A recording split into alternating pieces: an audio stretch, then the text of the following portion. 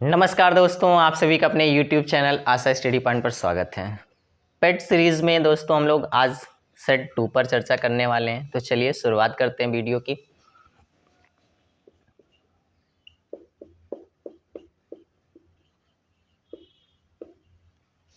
जैसे कि आप सबको जानकारी है, आपके रीजनिंग के क्वेश्चन जो आने वाले हैं वो आएंगे आपके 5 क्वेश्चन। तो चलिए इन्हीं 5 क्वेश्चनों पे चर्चा करते हैं हम लोग। ये होगा आपका set number 2। Set number 1 already upload किया जा चुका है, अगर आपने नहीं देखा है तो देख लीजिएगा, आपको प्लेलिस्ट में मिल जाएगा। तो चलिए पहला प्रश्न दिया गया आपसे, विकल्पों में विषम का चयन करें। शॉर्ट में क्वेश्चन मैं लिख देता हूं तो परेशान मत हुआ करिए। विकल्पों में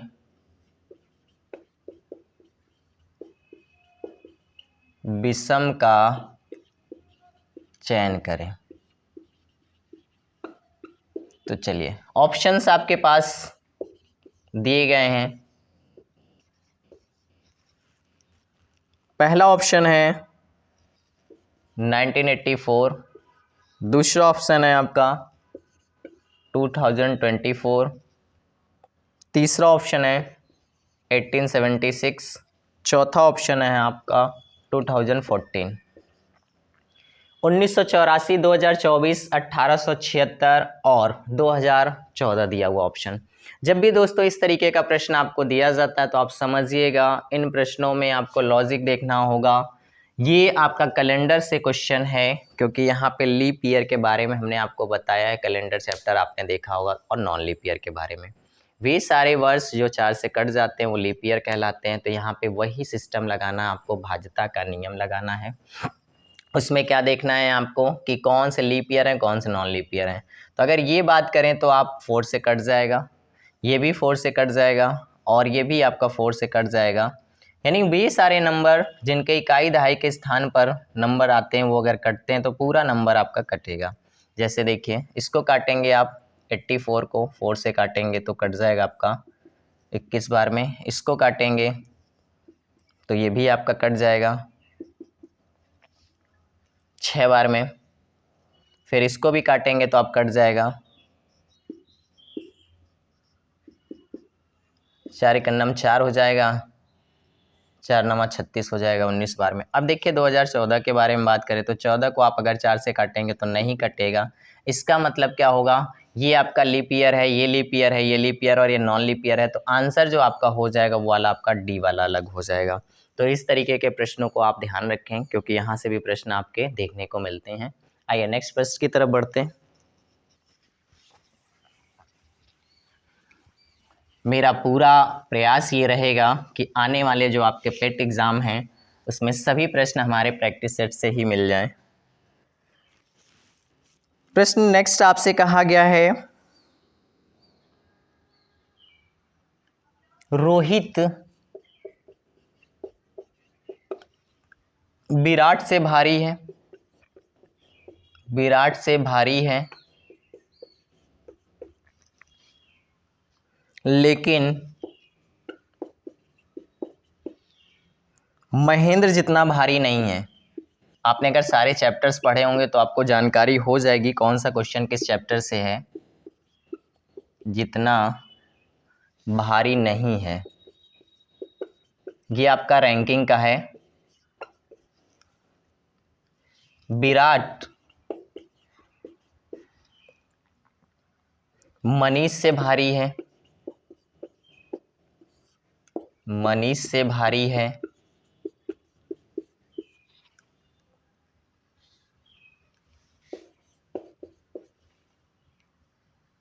बुमराह रोहित से भारी है,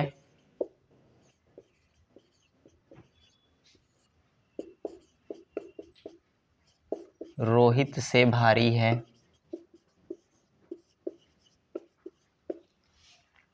लेकिन हार्दिक से हल्का है, लेकिन हार्दिक से हल्का है। बताइए इनमें सबसे हल्का कौन है। तो क्वेश्चन में क्या बताना आपको, सबसे हल्का कौन है? तो चलिए प्रश्न को आपने देख लिया, आइए बनाते हैं। जब भी इस तरीके का प्रश्न आपको दिया होता है तो आपको मैंने बताया ग्रेटर लेसर से सिंबल का प्रयोग हम लोग नहीं करेंगे। आपको सिंपल जैसे कहता है उसको अप एंड डाउन रखेंगे। कहा गया रोहित विराट से भारी है, इसका मतलब रोहित को ऊपर रख लीजिए और विराट को नीचे रख लीजिए और थोड़ा सा गैप रखिए कि बीच में अगर कोई आता तो उसको हम रख सकें। फिर कहा गया लेकिन महेंद्र जितना भारी नहीं है। लेकिन महेंद्र जितना भारी नहीं है, इसका मतलब रोहित से ऊपर कौन होगा? महेंद्र होगा। महेंद्र जितना भारी नहीं है। फिर इसके बाद कहा गया विराट मनीष से भारी है, तो विराट यहाँ है, मनीष नीचे हो जाएगा, मनीष से भारी है। नेक्स्ट आगे क्या कहा गया है? बुमराह रोहित से भारी है, तो रोहित यहाँ पे है और बुमराह आपका कहाँ पे? यहाँ हो जाएगा। बुमराह जो है क्या है? रोहित से भारी है लेकिन हार्दिक से हल्का है, इसका मतलब हार्दिक यहाँ पे कहीं ऊपर होगा, हार्दिक से हल्का है। सबसे हल्का कौन है? तो देखिए सबसे भारी बताना मुश्किल हो जाएगा। उसका रीज़न है क्योंकि महेंद्र और हार्दिक में जानकारी नहीं है कि कौन ऊपर है कौन नीचे, लेकिन सबसे हल्का तो बता सकते हैं। यानी 4 लोग की रैंक फिक्स है।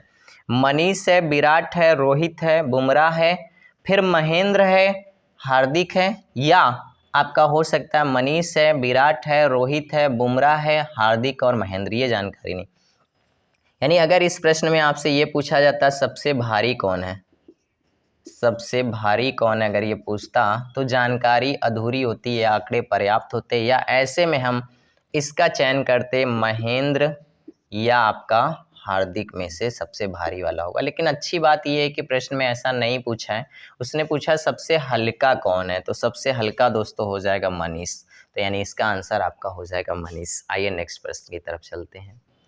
उम्मीद करता हूँ आपको सेशन बहुत अच्छे से समझ में आएगा, और अगर आप इन तरीक़ों को समझ लेते हैं तो आपने जो चैप्टर पढ़े हैं या नहीं पढ़े हैं कोई अंतर नहीं पड़ता। अगर पेपर में आपके ये प्रश्न बनते हैं तो उम्मीद मुझे इतनी है कि आप इन प्रश्नों को बना पाएंगे, और मेरा उद्देश्य है कि अभी आप लोगों को चैप्टर जैसे चल रहा है चलता रहेगा, बट जो प्रश्न आने वाले हैं वो सारे के सारे आप सब बना के आएँ। तो चलिए आइए नेक्स्ट प्रश्न देखते हैं। नेक्स्ट प्रश्न आपका दिया गया ब्लड रिलेशन का है। कहा गया आपसे प्रेरणा सुधीर की पुत्र वधू है। पुत्र वधू या वधू कहा जाए, बात एक ही है। पुत्र वधू है और विभोर की भाभी है, की भाभी है। इसका मतलब क्या है? इसका जो देवर है उसका नाम क्या है? विभोर है। तो चलिए अभी देखेंगे क्या बनना चाहता है। बता दिया भाभी, इसका मतलब क्या है? इससे छोटा होगा, ठीक है। अब देखिएगा फिर आगे कहा गया है आकाश। सारे के सारे प्लस जो भी हैं आपके सभी सेलेक्टेड हैं, आप इन सभी प्रश्नों को बनाइए। सुधीर का पुत्र है और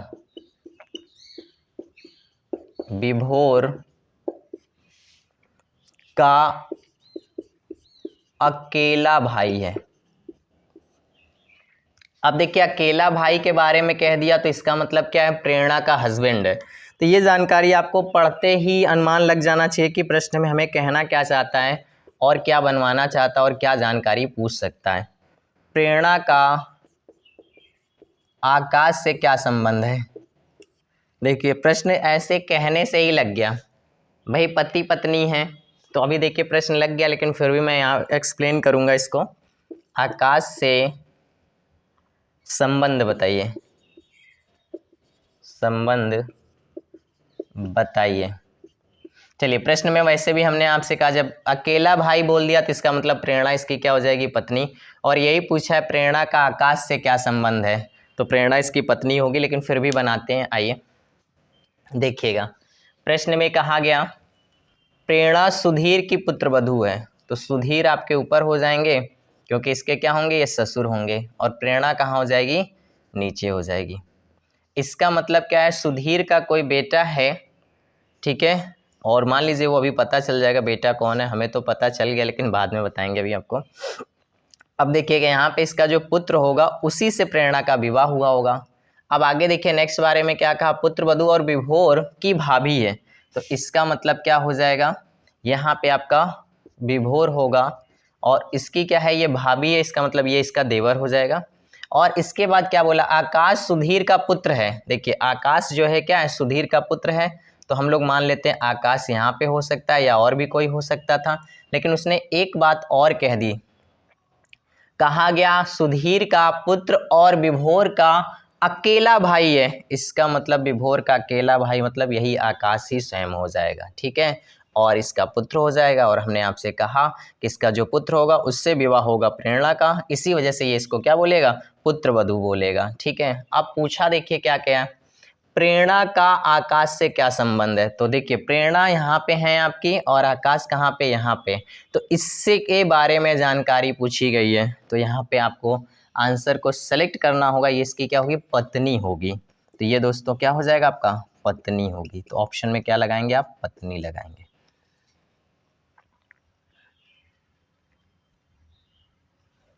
चलिए नेक्स्ट प्रश्न की तरफ बढ़ते हैं, कोडिंग डिकोडिंग का है। बहुत सारे ऐसे प्रश्न हैं, आप अगर हमारे तरीके को समझ लेंगे तो मुझे लगता है कि आप प्रश्न को देखते ही आंसर बता देंगे कि इसका आंसर क्या होगा। जैसा कि मैंने आप सबसे कहा भी है कि लास्ट सेशन तक जाते जाते मैं आपको इन 5 प्रश्नों को कोशिश करूंगा 2 से 3 मिनट में सॉल्व करने के तरीके को बता दूंगा। अभी बस केवल आप बेसिक तरीके से सेट्स को देखते रहिए। कोडिंग में कहा गया किसी सांकेतिक भाषा में JOURNAL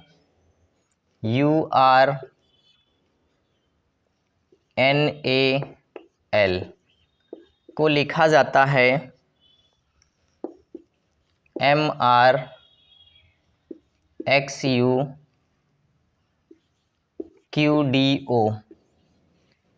तो उसी भाषा में TRAINING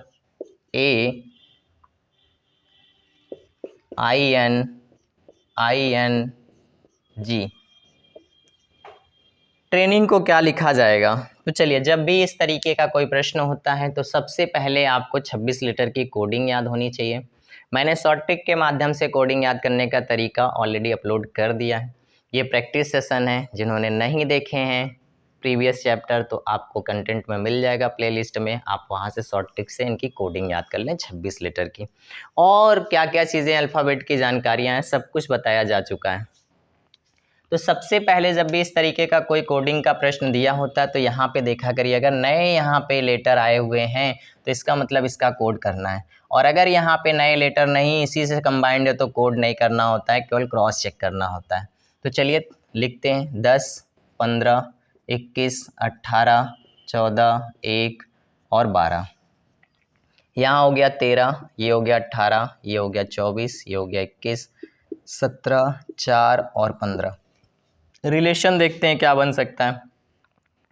आप यहाँ से देखेंगे तो 10 से कितना हो जा रहा आपका 13 प्लस 3, फिर 15 से कितना हो जा रहा आपका 18 प्लस 3, 21 से कितना हो जा रहा 24 प्लस 3, यानी हमें लॉजिक मिल गया। इसमें क्या है, कोडिंग में प्लस 3 प्लस 3 प्लस 3 आपको कर देना है और आपके नीचे वाले जो पूछा गया वो आंसर आपका बन जाएगा, ठीक है। तो उम्मीद करता हूँ ये लॉजिक भी आपको मिल गया। आइए अब कोडिंग इसकी करते हैं। सबसे पहले तो इन नंबरों की कोडिंग आपको याद करना होगा। ये हो जाएगा 20, ये हो जाएगा 18, ये 1, 9, 14, 9, 14, 7। अब चलिए पहले हम लोग करेंगे तो कितना हो जाएगा आपका 23। तो डायरेक्ट हम लोग जोड़ जोड़ के रख देते हैं, क्या बार बार हम आपको यहाँ से यहाँ तक ले चलें। फिर इसमें जोड़ेंगे तो क्या हो जाएगा 21, यहाँ पे जोड़ेंगे कितना हो जाएगा आपका 4, और यहाँ पे जोड़ेंगे हो जाएगा 12, ये जोड़ेंगे कितना हो जाएगा 17, और यहाँ जोड़ेंगे तो आप कितना हो जाएगा 12, और यहाँ पे आप जोड़ेंगे तो कितना हो जाएगा 15, और ये जोड़ेंगे तो आप कितना हो जाएगा 10। यानी ये सारे लेटरों को आपको उठा के इनको रख देना है, तो यही आपका आंसर हो जाएगा। 23 W की कोडिंग होती है, 21 U की कोडिंग होती है, D की कोडिंग है, L की कोडिंग है, Q की कोडिंग है और आपका L है, O है और J है। तो दिए गए ऑप्शन में आपको इसका चुनाव करना है और यही आपका आंसर हो जाएगा। आइए इस सेशन के आखिरी प्रश्न पर चर्चा कर लेते हैं। जैसा कि हमने आपसे कहा है कि 5 ही प्रश्न आपका इस सेशन में लगातार मिलेंगे।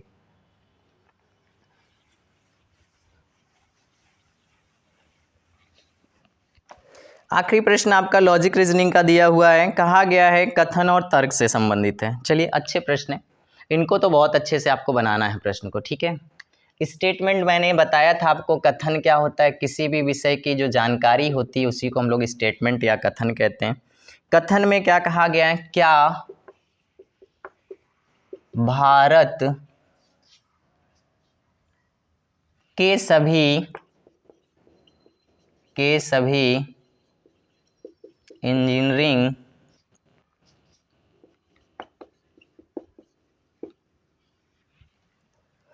कॉलेजों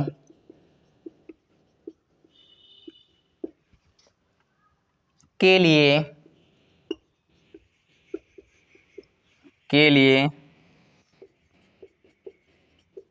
दाखिले का एक रूप मानदंड होना चाहिए।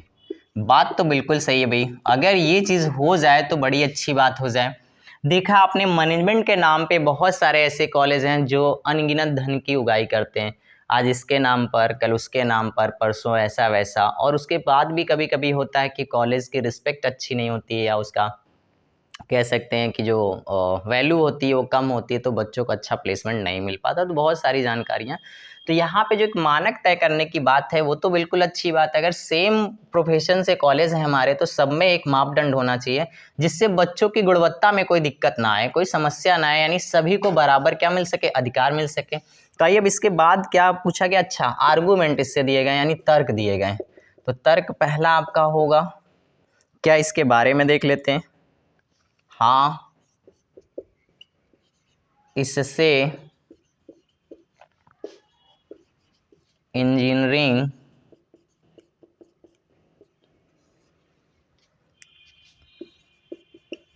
कॉलेजों में दाखिल हुए छात्रों की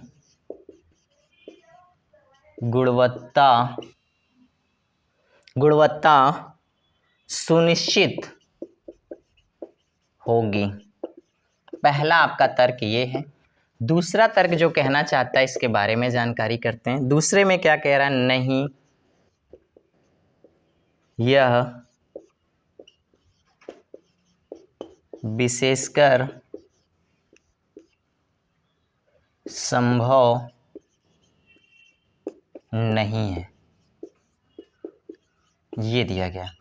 चलिए, जब भी इस तरीके के आपके आर्गूमेंट दिए गए हों, तर्क दिए गए हों, तो सबसे पहले मैंने कहा स्टेटमेंट में जो जानकारी उससे संबंधित अगर आपका तर्क है तो वो सत्य होता है, और अगर कोई बात स्टेटमेंट में पॉजिटिव की गई है तो उसका जो आर्गूमेंट होता है वो नेगेटिव नहीं होना चाहिए। तो ये कुछ बेसिक चैप्टर की जानकारियां हैं जो आपको जल्दी ही दे दी जाएंगी जब चैप्टर पढ़ाया जाएगा। अभी समझिए प्रश्न को सही कैसे करना है।